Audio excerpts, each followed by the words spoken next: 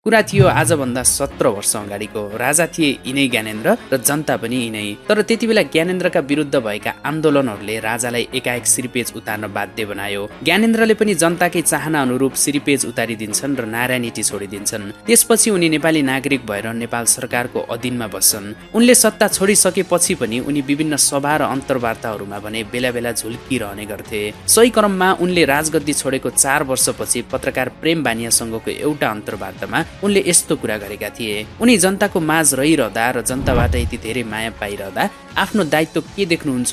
मुलुकमा गणतन्त्र आएको 4 वर्ष बितिसक्दा पनि नेताहरूले खासै केही गर्न नसकेको अवस्थामा देशमा भएको अन्योलता र रिक्तताको स्थितिमा के तपाईँ चुपचाप र मौन नै बसेर भगवानले पूजाआजा गर्दै हिँड्नुहुन्छ भनेर पत्रकार प्रेम बानियाले उनलाई प्रश्न गर्दा उनले यस्तो जवाफ दिएका थिए। यो समय भयो, के न के गर्नुपर्छ, त्यो समयमा ढुङ्गा पनि बोल्ला। हेर्दै जाउँ।